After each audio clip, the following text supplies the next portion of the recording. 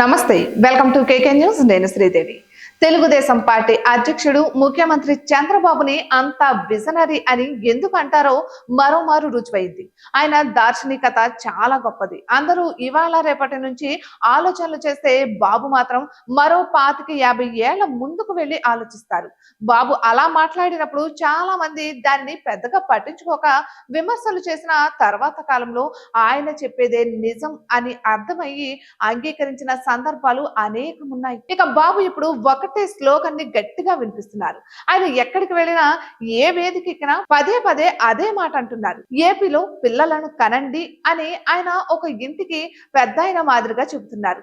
ఈ రోజున పిల్లలను కంటేనే రేపటి రాష్ట్రం నిలిచేది అని చెబుతున్నారు.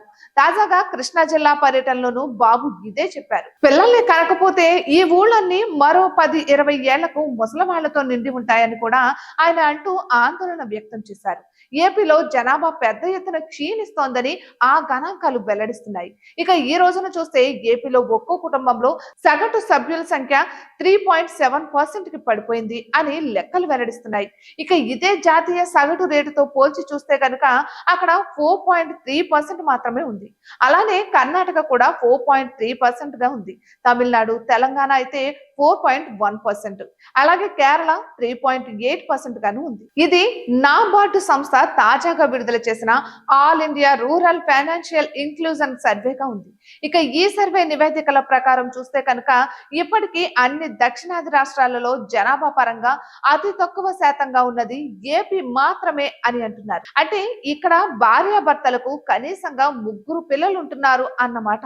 ఇక అదే ఏపీలో చూస్తే ఒక్క సంతానం కూడా గణనంగా ఉందనే ఈ సర్వే సారాంశంగా ఉంది. దీనిని గణాంకంలోనికి తీసుకుని ఏపీలో జనాభా పెంచుకోవాల్సిన అవసరం అయితే ఉంది.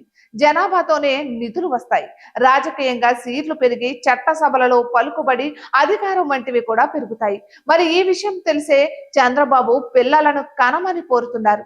ఏపీలో ఆయన మాట వింటే రేపటి రోజుకు ఆయన జనాభా శాతం కనీసం 4% అయినా పెరుగుతుందంటున్నారు. ఇటువంటి మరెన్నో వీడియోస్ కోసం కేకే న్యూస్ తెలుగు ఛానల్ ని సబ్స్క్రైబ్ చేసుకోండి.